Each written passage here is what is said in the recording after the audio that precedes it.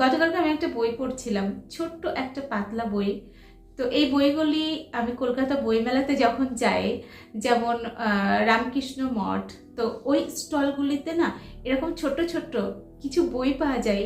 দাম বেশি নয়, ওই 20 টাকা, 30 টাকা, 15 টাকা, 10 টাকা এরকম দাম পড়ে। কিন্তু এই বইগুলোর মধ্যে কিছু কথা থাকে এত সুন্দর। তো এখান থেকে আমরা না অনেক কিছু শিখতে পারি।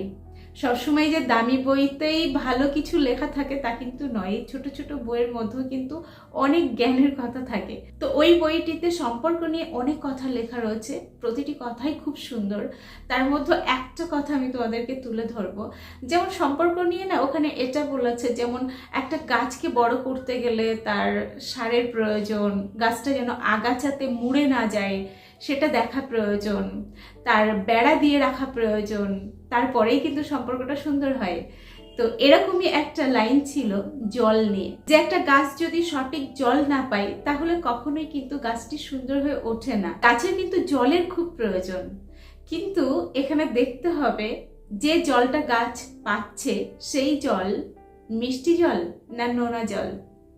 জল যদি মিষ্টি হয় তাহলে গাছ সুন্দরভাবে বেড়ে উঠবে, কিন্তু যদি নোনা জল পড়ে গাছের গোড়ায় তাহলে কিন্তু গাছটা আস্তে আস্তে মারা যাবে, নষ্ট হয়ে যাবে। তো কোন একটি সম্পর্ক সুন্দর রাখতে গেলে সেই সম্পর্কের প্রধান উপাদান কিন্তু ভালোবাসা।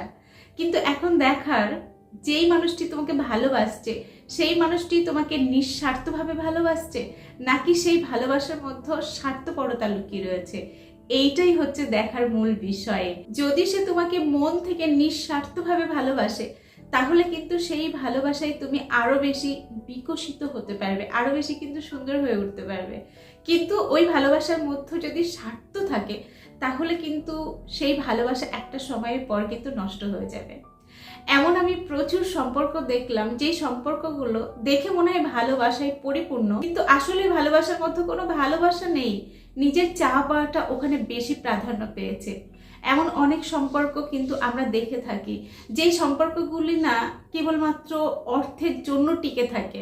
মানে মানুষটির সঙ্গে যখন কথা বলে, দেখা করে, তার একমাত্র ইন্টেনশন থাকে কি করে ওর কাছ থেকে আমি ভালো কিছু নেব, আদায় করব, এটাই কিন্তু থাকে। তো সামনের মানুষটি না অনেক সময় ভুল করে, এটা ভাবে যে ও আমাকে ভালোবাসে, তো এটা চাইছে, এটা আমি দিয়ে দিলে হয়তো ও খুশি হবে, আমাদের ভালোবাসাটা আরো বেশি স্ট্রং হবে। কিন্তু পরিশেষে দেখা যায় যতদিন পর্যন্ত তার চাহিদা পূরণ করতে পারছে ততদিন পর্যন্ত সবকিছু ঠিকঠাক থাকে, কিন্তু একটু এদিক ওদিক হলেই কিন্তু ভালোবাসার অরিজিনাল রূপটা কিন্তু সামনে চলে আসে। এমন অনেক সম্পর্ক এমনও দেখলাম, যখন তার সঙ্গে মেশে, কথা বলে বা দেখা করে তখন কিন্তু তার প্রতি খুব ভালোবাসা প্রকাশ করে, তাকে বোঝে আমি তোমাকে খুব বেশি ভালোবাসি।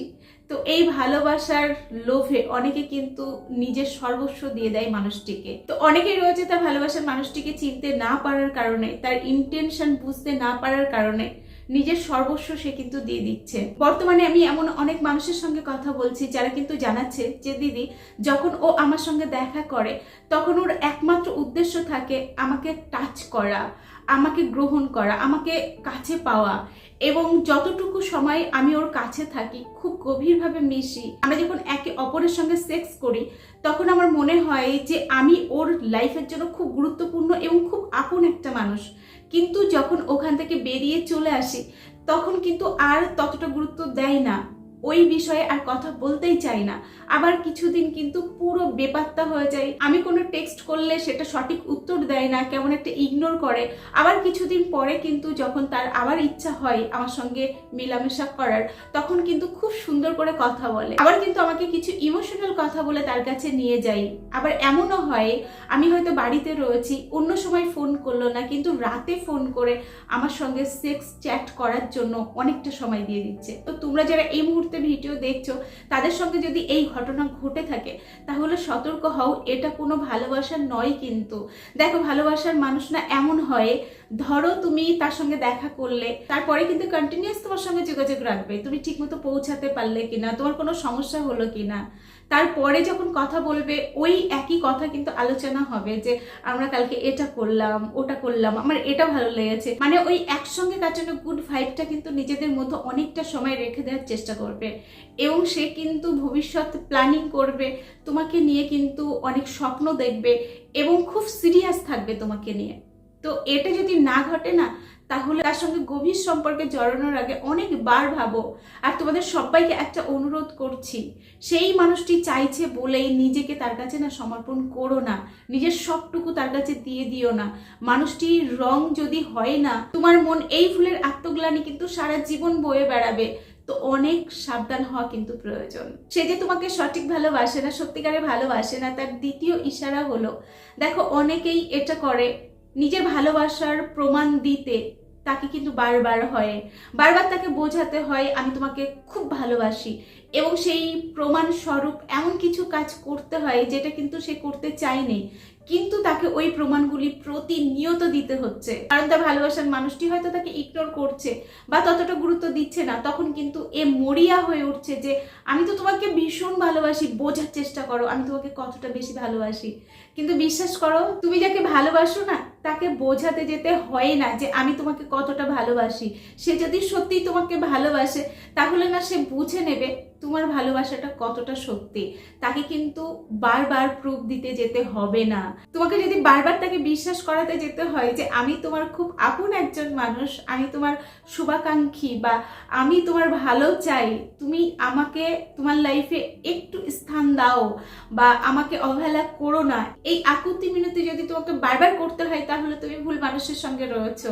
সে যদি তোমার প্রতি ততটাই আগ্রহ দেখায় তাহলে তোমাকে বোঝানোর কোনো প্রয়োজন নেই তুমি তার কতটা আপন একজন মানুষ, সে নিজেই বুঝে যাবে। 3 নাম্বার যে ইশারাটির মাধ্যমে তুমি বুঝে যাবে তুমি একটা ভুল সম্পর্কের মধ্যে রয়েছো, সেটি হলো, দেখো অনেকেই এটা বলো যে আমার ভালোবাসার মানুষটি রাত 12টা 1টা পর্যন্ত অনলাইনে থাকে, কিন্তু আমি সামান্য একটা টেক্সট করলে তার অ্যান্সার দিতে চাই না, আমার প্রতি বিরক্তি প্রকাশ করে, আমার সঙ্গে কথা বলে না, কিন্তু সে অনলাইনে রয়েছে, অন্য কারোর সঙ্গে কথা বলছে, অন্য কারোর সঙ্গে চ্যাট করছে। তুমি এটা বলতে গেলেই তোমার সঙ্গে কিন্তু অশান্তি শুরু করে দিচ্ছে এবং তোমাকে এমনভাবে উল্টোপাল্টা বুঝিয়ে দিচ্ছে, তুমি এটা ভাবছো হয়তো ও কাজের সূত্রে কথা বলছে কারোর সঙ্গে বা হয়তো ওর বন্ধুর সঙ্গে কথা বলছে। কিন্তু বিশ্বাস করো, যদি কেউ কাউকে না সত্যিকারের ভালোবাসে তাহলে অত রাত পর্যন্ত হয় তোমার সঙ্গেই কথা বলবে, না হলে সে অনলাইনে থাকবে না। কিন্তু তুমি থাকাকালীন তার যদি অন্য কারোর সঙ্গে কথা বলার প্রয়োজন হয় তাহলে সে একে নয় অধিক মানুষের সঙ্গ পেতে কিন্তু পছন্দ করে। তো এরকম মানুষের থেকে কিন্তু দূরত্ব মেনটেন করাই সব থেকে বুদ্ধিমানের কাজ। তবে এখানে একটা বিষয় দেখার, প্রত্যেকে কিন্তু বুঝতে পারে যে একটা রং মানুষের সঙ্গে রয়েছে, কিন্তু এরা না এর শেষ দেখতে চাই যে আর কত দূর মানুষটা যেতে পারে, কতটা আমাকে কষ্ট দিতে পারে, কতটা আমাকে ঠকাতে পারে, ও শেষ পর্যন্ত কি করে সেটাই আমি দেখব। কিন্তু এতে করে কি হয় জানো তো, শেষে গিয়ে তুমি ভালো কিচ্ছু পাবে না, তার বিভৎস একটা রূপ কিন্তু তুমি দেখতে পাবে।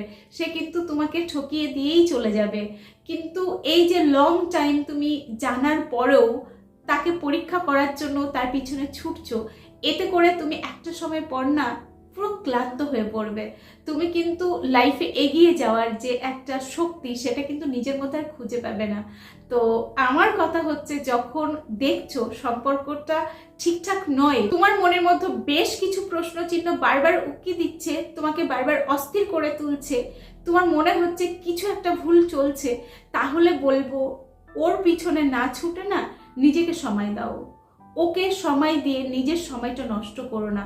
তুমি একটা ভুল সম্পর্কের মধ্যে কিন্তু রয়েছো, ওই মানুষটিকে তুমি কিন্তু ঠিক করতে পারবে না, আর সে না চাইলে তুমি কিন্তু তাকে সংশোধনও করতে পারবে না।